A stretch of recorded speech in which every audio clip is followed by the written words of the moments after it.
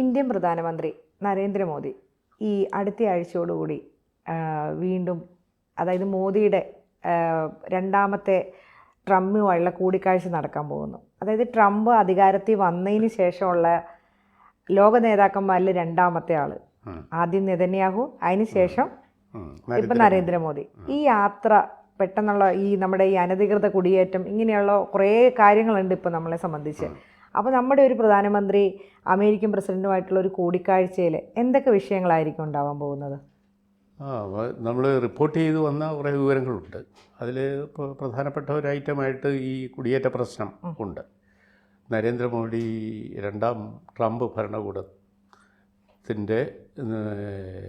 നയവുമായി എങ്ങനെ പൊരുത്തപ്പെടും, എങ്ങനെ എൻ്റെ ഒരു വിമർശനാത്മക സമീപനം സ്വീകരിക്കുമെന്ന് ഒക്കെ കണ്ടറിയാനിരിക്കുന്നേ ഉള്ളൂ. ഏതായാലും ഇന്ത്യയിലും ഇപ്പോൾ കഴിഞ്ഞ ദിവസം പാർലമെൻറ്റിലേക്ക് ഉയർന്നിരിക്കുന്ന കലാപവും ബഹളത്തിൻ്റെയൊക്കെ ഇടയിലൂടെ ഡൽഹിയിൽ ഇപ്പോൾ ഉണ്ടായ ഒരു അത്ഭുതകരമായ വിജയത്തിൻ്റെ മധുരവുമായിട്ടാണ് പാരീസ് വഴി നരേന്ദ്രമോദി വാഷിങ്ടൺ DC-യിലെത്തുന്നത്.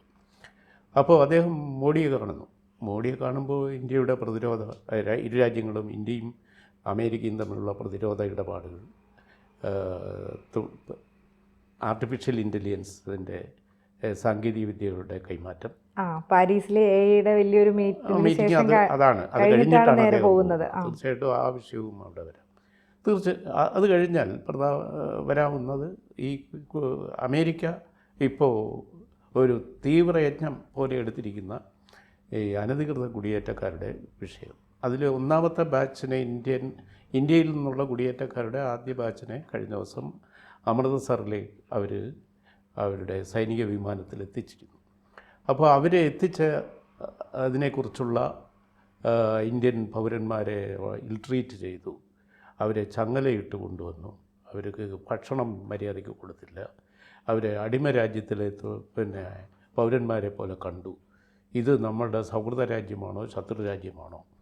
ഇന്ത്യയുടെ വിദേശകാര്യ നയം തീരെ ഇന്ത്യക്ക് അനുകൂലമല്ല, അത് മോഡി ഗവൺമെൻറ്റിൻ്റെ ഒരു ദോഷമാണ് എന്ന അർത്ഥത്തിൽ പാർലമെൻറ്റിൽ പ്രതിപക്ഷങ്ങളെല്ലാം ബഹളം ഉണ്ടാക്കി. അപ്പോൾ ഇന്ത്യ ഗവൺമെൻറ് അതിന് യുക്തിസഹമായ മറുപടി കൊടുത്തു. യഥാർത്ഥത്തിൽ ഇന്ത്യൻ പൗരന്മാരോടാണോ അമേരിക്ക ഇങ്ങനെ ഒരു ഇൽ ട്രീറ്റ്മെൻറ്റ് നടത്തിയത്, അവരെ ആണോ ചങ്ങലക്കിട്ട് കൊണ്ടുവന്നത് എന്ന് നമ്മൾ ആലോചിക്കേണ്ട ഒരു വിഷയമാണ്.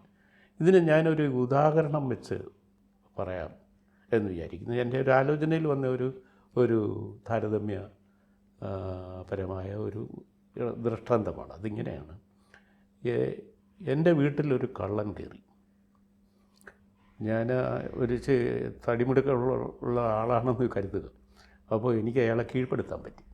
കീഴ്പ്പെടുത്തിയാൽ ഞാൻ അയാളെ കൈയും കാലും കെട്ടും.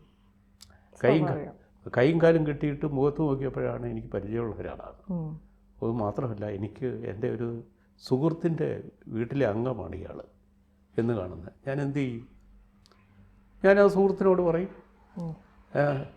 സുഹൃത്തിനോട് എനിക്ക് യഥാർത്ഥത്തിൽ സുഹൃത്തായതുകൊണ്ടും ആത്മാർത്ഥതയുള്ളതുകൊണ്ടും ഞാൻ എൻ്റെ കാറിൽ ഇവനെ ആ കൈകാലം ബന്ധിച്ച് അവരുടെ വീട്ടിൽ കൊണ്ടുപോയി.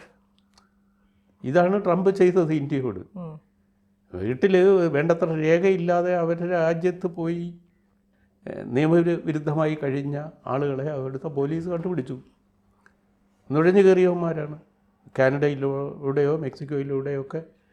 കാനഡയിൽ നിന്നാണ് എളുപ്പം അമേരിക്കയിലേക്ക് ഈ അനധികൃത കുടിയേറ്റം ധാരാളമായി നടക്കുന്നത്. നയാഗ്ര വെള്ളച്ചാട്ടം ചാടിക്കടന്ന് ഒരുപാട് പേരെത്തുന്നു. അമേരിക്ക ഒരു കാലത്ത് ഇത് സ്വാഗതം ചെയ്യുമായിരുന്നു, സൈലൻ്റായിട്ട്, ഈ നിയമരഹിതമായ കുടിയേറ്റത്തെ. നമ്മുടെ മലയാളത്തിലൊരു സിനിമ പോലും ഉണ്ട്. അപ്പോൾ അങ്ങനെ നിയമവിരുദ്ധമായി കുടിയേറിയവർ വിസയോ മറ്റ് രേഖകളോ ഇല്ലാതെ ഒന്നും അവിടെ കടന്നുകൂടിയവരെ ഒരു പരിശോധിച്ച് കണ്ടുപിടിച്ച ഏകദേശം 18,000 ഇന്ത്യക്കാർ അങ്ങനെ ഉണ്ട്. അതിൽ ഘട്ടം ഘട്ടമായി അവരെ സ്വരാജ്യത്തേക്ക് തിരിച്ചയക്കുമ്പോൾ അവർ കുറ്റവാളികളാണ്. ഓടി രക്ഷപ്പെടാതിരിക്കാനും വീണ്ടും വേറൊരു വഴി കൂടെ തിരിച്ച് അവിടെ തന്നെ ചെല്ലാതിരിക്കാനുള്ള രീതിയിലാണ് അവർ ഉണ്ടാക്കുന്നത്. അത് ഇപ്പോൾ അവിടുത്തെ കുപ്രസിദ്ധമായ തടവറയിൽ അവരെ പാർപ്പിച്ചിരുന്നു. അവർ നിയമവിരുദ്ധ പ്രവർത്തനം ചെയ്താൽ തടവിൽ പാർപ്പിക്കുമല്ലോ. അതല്ലേ ആ രാജ്യത്തെ എൻ്റെ രീതി. ഏത് രാജ്യത്തിൻ്റെയും രീതി അങ്ങനെയല്ലേ. പരമാവധി ജനാധിപത്യ സ്വാതന്ത്ര്യമുള്ള ഒരു രാജ്യം ആണ് അമേരിക്ക. അവർ പിടിക്കപ്പെട്ട കുറ്റവാളിയായിട്ടാണ് അവരെ കാണുന്നത്. അല്ലാതെ കുടിയേറ്റക്കാരായിട്ട് അനധികൃതമായ ആ രാജ്യത്ത് എന്ന ആളുകളെ സുഹൃത്തുക്കളായിട്ട് എങ്ങനെ കാണാൻ പറ്റും? എല്ലാ രാജ്യത്തും പിന്നെ നിയമവിരുദ്ധ പ്രവർത്തനം നടത്തുന്നവരുണ്ട്, ഭീകരപ്രവർത്തനം നടത്തുന്നവരുണ്ട്. ഈ ഇങ്ങനെ കൊണ്ടയച്ചവരെ ഇന്ത്യ ഗവൺമെൻറ് യഥാർത്ഥത്തിൽ ചെയ്യേണ്ടത് എന്താണ്? അവരുടെ രേഖകൾ പരിശോധിച്ചിട്ട് ഇവർ യഥാർത്ഥത്തിൽ ഇന്ത്യക്കാർ തന്നെയാണോ? ധാരാളം മെക്സിക്കൻസ് ഉണ്ട്, സൗത്ത് അമേരിക്കയിലുള്ളവരുണ്ട്, സൗത്ത് അമേരിക്കൻ രാജ്യങ്ങളിൽ നിന്ന് ഉള്ളവരുണ്ട്, മറ്റ് പല രാജ്യങ്ങൾ ആഫ്രിക്കൻ കൺട്രീസിൽ നിന്ന്, ചൈനയിൽ നിന്നടക്കം കുടിയേറിയവരുണ്ട് രേഖകളില്ലാതെ. അങ്ങനെ ലക്ഷം ആളുകൾ അമേരിക്കയിൽ അനധികൃതമായി കുടിയേറിയിട്ടുണ്ട്. അതിലിങ്ങനെ വന്ന ആളുകൾ നമ്മുടെ രാജ്യത്ത് നിന്ന് കുറച്ച് പേരെ ഉള്ളൂന്നോ അല്ലേ? വേറെ കുടിയേറ്റക്കാരുടെ എണ്ണത്തിൽ നമ്മൾ 4ാം സ്ഥാനത്ത് മറ്റേ ഉള്ളൂ. അപ്പം ഇവിടെ വന്ന ആളുകൾ യഥാർത്ഥത്തിൽ നമ്മുടെ പൗരന്മാരാണോ എന്നാണ് ഇന്ത്യ ഗവൺമെൻറ് പരിശോധിച്ചുകൊണ്ടിരിക്കുന്നത്. അതുകൊണ്ടാണ് വിദേശകാര്യമന്ത്രി പാർലമെൻറ്റിൽ ഈ ബഹളത്തിനിടയിൽ പറഞ്ഞത് അമേരിക്കൻ ഒരു സ്റ്റാൻഡേർഡൈസ്ഡ് മെത്തേഡാണ് അവർ കാണിക്കുന്നത്. അവരെ സംബന്ധിച്ചിടത്തോളം അതാണ് അവരുടെ ഈ കുറ്റവാളികളെന്ന് അവർ കാണുന്നവരോടുള്ള സമീപന രീതി. അത് അവരുടെ സ്റ്റാൻഡേർഡാണ്. ആ സ്റ്റാൻഡേർഡ് അനുസരിച്ച് അവർ ചെയ്യുന്നത്. ഞാൻ നേരത്തെ പറഞ്ഞ നമ്മുടെ വീട്ടിൽ കള്ളം കയറിയാൽ നമ്മൾ ചെയ്യുന്നത് എന്താണ്? ആ ഒരു അർത്ഥത്തിലേക്ക് ഇത് കണ്ടല്ല, ഇത് വിമർശിക്കപ്പെടേണ്ട ഒരു വലിയ ഇഷ്യൂ ഒന്നുമല്ല. അപ്പോൾ ഈ വിഷയം നരേന്ദ്രമോദി വാഷിങ്ടൺ DC-യിൽ ട്രംപുമായിട്ട് തീർച്ചയായിട്ടും സംസാരിക്കും.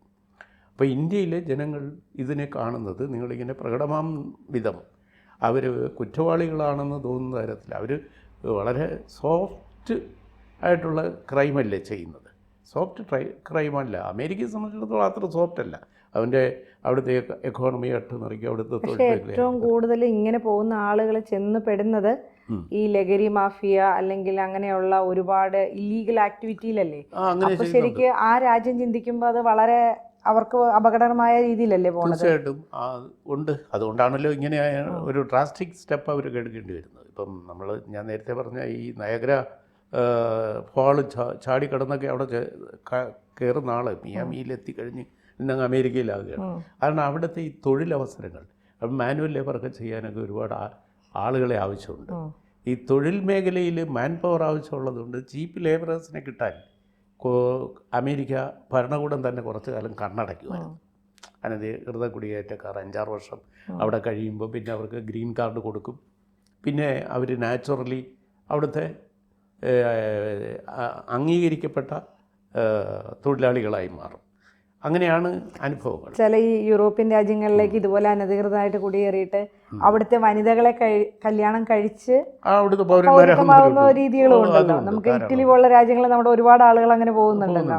അതെ. അപ്പോൾ സ്പൗസ്ഷിപ്പിൽ അവർക്ക് വിസ കിട്ടും. അപ്പോൾ ഈ പോകുന്ന ആളുകൾ ഏതെങ്കിലും തരത്തിലെ ഒരു വൈവാഹിക ബന്ധം ഒരു അമേരിക്കൻ പൗരത്വമുള്ള ഒരാളുമായിട്ട് സംഘടിപ്പിക്കുകയാണെങ്കിൽ ദേ വിൽ ഈസിലി കുറുക്കുവഴികളാണ് ഇങ്ങനെ പോകുന്ന ആളുകൾ കൂടുതലും പ്രയോഗിക്കുന്നത്. അതെ. അങ്ങനെയൊക്കെ ധാരാളം ദൃഷ്ടാന്തങ്ങൾ നേരത്തെ തന്നെ ഉണ്ട്. അപ്പം അത് നിർബാധം നടന്നു വരികയായിരുന്നു. അത് അമേരിക്കൻ ഭരണകൂടത്തിനും ഒരു തലവേദനയായപ്പോഴാണ് അവർ ഈ ട്രംപ് ഭരണകൂടം അദ്ദേഹം ഇലക്ഷൻ പ്രചരണ കാലത്തെ ഇതുപോലെയുള്ള മൈഗ്രൻസിൻ്റെ കാര്യത്തിൽ ഒരു കർശന നിലപാടെടുക്കുമെന്ന് പ്രഖ്യാപിച്ചിരുന്നു. അപ്പോൾ അദ്ദേഹം വന്നപ്പോൾ ആദ്യം എടുക്കുന്ന നടപടികളിലൊന്നിതാണ്. അപ്പോൾ ഇന്ത്യക്കാർ 18,000 ഉണ്ടെങ്കിൽ സ്റ്റെപ്പ് ബൈ സ്റ്റെപ്പ് അവർ ഇന്ത്യയിലേക്ക് തന്നെ തിരിച്ചു വരികയാണെങ്കിൽ അവർക്ക് ഇന്ത്യയിൽ തൊഴിൽ നേടാനോ അല്ലെങ്കിൽ അവരെ നിയമപരമായ മാർഗത്തിൽ വീണ്ടും അമേരിക്കയിലേക്ക് പോകാനോ അവിടുത്തെ രീതികളൊക്കെ ഒരുപക്ഷെ അജ്ഞത കൊണ്ട് പറ്റും. ഇല്ലെങ്കിൽ ആദ്യം കാനഡയിൽ പോയിട്ട് കാനഡയിൽ നിന്ന് ഈസിയായിട്ട് അമേരിക്കയിലേക്ക് നുഴഞ്ഞു കയറും. അമേരിക്കയിലേക്ക് കാവൽ നിൽക്കുന്ന ബോർഡർ പോയിന്റിലൊക്കെ കാവൽ നിൽക്കുന്ന ആളുകളെ ചിലപ്പോൾ ബ്രൈബ് ചെയ്തെന്ന് വരാം. ഇല്ലേ അവർ ഇവിടെ തൊഴിലാളികൾ ആവശ്യമുണ്ടല്ലോ അതുകൊണ്ട് കണ്ണടച്ചെന്ന് വരാം. കാരണം ചീപ്പ് ലേബറേഴ്സിനെ കിട്ടും. ഇപ്പോൾ പണ്ടൊക്കെ ക്യൂബയിൽ നിന്നൊക്കെ കടൽ നീന്തിയും കള്ള വഞ്ചിയിലും ഒക്കെ കയറി പോകുന്ന ഒരുപാട് പേര് അമേരിക്കയിൽ ചെന്ന് താവളം ഉറപ്പിച്ചിട്ടുണ്ട്. പിൽക്കാലത്ത് അവർ അമേരിക്കൻ പൗരന്മാരുമായിട്ടുണ്ട്. ഇപ്പോൾ ഈ കുടിയേറ്റം അമേരിക്ക മിക്കവാറും എല്ലാ കാലത്തും അവസരങ്ങളുടെ ഒരു സ്വർഗ്ഗഭൂമിയായിട്ടാണ് കരുതുന്നത്. ഇപ്പോൾ തൊഴിൽ തേടിയെത്തുന്ന സാധാരണ 3ാം ലോക രാജ്യങ്ങളിലെ പൗരന്മാർ അവിടേക്ക് ഇങ്ങനെ നുഴഞ്ഞു കയറി ചെല്ലുന്നതിനെ പ്രോത്സാഹിപ്പിക്കുന്ന ഒരു സമീപനവും അമേരിക്കയിലെ എല്ലാ 2 ഭരണകക്ഷികളും റിപ്പബ്ലിക്കനും ഡെമോക്രാറ്റ്സും സ്വീകരിച്ചിട്ടുണ്ടായിരുന്നു. അതുകൊണ്ടാണ് ഈ കാര്യം ഇങ്ങനെ ആവർത്തിക്കുന്നത്. ഇതുപോലെ കർശനമാക്കാൻ തുടങ്ങിയ ഇനി ആളുകൾ കരുതലോടെ നീങ്ങുകയുള്ളൂ.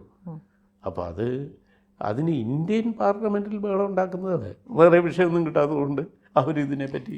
പക്ഷെ അങ്ങനെ ആവുമ്പോൾ നമുക്ക് ഈ അതായത് നരേന്ദ്രമോദി ഇന്നിപ്പോൾ അല്ലെങ്കിൽ അടുത്ത ആഴ്ചയോടുകൂടി അമേരിക്കയിലെത്തുമ്പോൾ ആ ഒരു ബന്ധത്തിലെ, കാരണം അവർ നോക്കുമ്പം ഇന്ത്യയിലെ ജനങ്ങളുടെ ഇടയിൽ അതൊരു ഇതെന്ന് പറയുമ്പോൾ ഇന്ത്യൻ പ്രധാനമന്ത്രിയോട് പോലും ആ ഒരു ബന്ധത്തിന് വഷളാവാൻ സാധ്യത. മോഡി നരേന്ദ്രമോദിയെ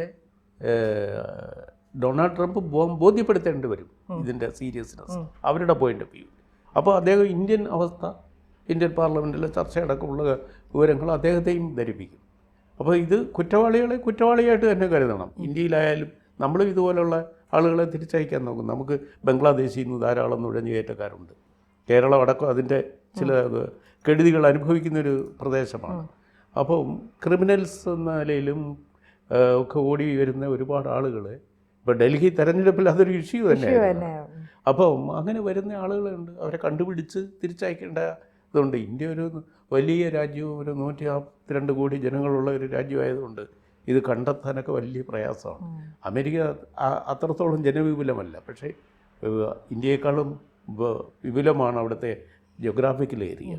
50 സ്റ്റേറ്റുള്ള അമേരിക്കയിൽ ധാരാളം അവസരങ്ങളുണ്ട്, ധാരാളം പ്രദേശങ്ങളുണ്ട്, തരിശു പ്രദേശങ്ങളുണ്ട്, സാധ്യതകളുണ്ട്. ഇതൊക്കെ കൊണ്ടാണ് അവിടേക്ക് ആളുകൾ പോകാൻ ശ്രമിക്കുന്നത്. അവരുടെ സാമ്പത്തിക ഘടന കുറേ ബെറ്ററാണ്. അപ്പോൾ അങ്ങനെ അവിടെ ചെന്നാൽ ജീവിതം മെച്ചപ്പെടുത്താമെന്ന ഒരു സ്വപ്നഭൂമിയായി കരുതിയാണ് ഈ ആളുകൾ പോകുന്നത്. അപ്പോൾ അത് നിയമപരമായി പോകാനുള്ള യോഗ്യതയില്ലാത്തത് കൊണ്ടായിരിക്കുമല്ലോ ഇങ്ങനെ പോകുന്നത്. അപ്പോൾ തിരിച്ചു വരുമ്പം ഈ തരം പോക്ക് തടയാൻ പറ്റും, ഇന്ത്യക്കും ഗുണമാണ്. ഇനി നിയമവും വ്യവസ്ഥയും പാലിക്കുന്ന വിധം വിസയും മറ്റ് സൗകര്യങ്ങളും പേപ്പേഴ്സൊക്കെ കറക്റ്റാക്കി വേണമെങ്കിൽ പോകാം യോഗ്യതയുള്ളവർക്ക്. ഇപ്പം ട്രംപ് എന്തായാലും മോദിയായിട്ടുള്ള ചർച്ചയിൽ അതിന് ഒരുപാട് അതിന് വ്യത്യാസങ്ങൾ, ചിലപ്പോൾ ഒരു പക്ഷേ ഈ 104 പേര് വന്നതിന് ശേഷം ഇനി ഇരിക്കുന്ന ആളുകളിൽ പോലും ഒരുപാട് ചിലപ്പോൾ നയങ്ങളിലൊക്കെ ഒരു വ്യത്യാസം വരാനുള്ള സാധ്യത ഉണ്ടാവും. അതിൽ വേണേൽ ഒരു റീതിങ്കിങ് വേണമെങ്കിൽ അദ്ദേഹം നടത്താം. പക്ഷേ നിയമമായിട്ട് ചെയ്യണമെന്ന് അദ്ദേഹത്തിന് നിലപാടെടുക്കാം. എന്തായാലും നിയമവിരുദ്ധമായി പോയ ഒരുത്തനെ നിയമവിരുദ്ധ പ്രവർത്തനത്തിന് അതിൻ്റേതായ ഒരു ശിക്ഷ നേരിടേണ്ടി വരില്ലേ? തീർച്ചയായിട്ടും. അപ്പോൾ ഇത് അവിടെ പിടിച്ച് ജയിലിൽ ആൾജീവനാന്തം ശിക്ഷിച്ച് ഇടുകയല്ല, അതോ അവർക്ക് വലിയ ബാധ്യതയാണ്. അവരവൻ്റെ മദർലാൻഡിലേക്ക് തിരിച്ചയക്കുകയാണ് ചെയ്തത്. നമ്മളത് ഏറ്റെടുക്കണം. അപ്പോൾ മോദി ട്രംപ് കൂടിക്കാഴ്ചയിൽ എന്തൊക്കെ മാറ്റങ്ങളാണ് വന്നത് നമുക്ക് അടുത്ത ആഴ്ച കാണാം. കൂടുതൽ വാർത്തകളും വിശേഷങ്ങളും നിങ്ങളിലേക്ക് എത്താൻ ABC മലയാളം സബ്സ്ക്രൈബ് ചെയ്യുക, ബെൽ ബട്ടണും അമർത്തുക.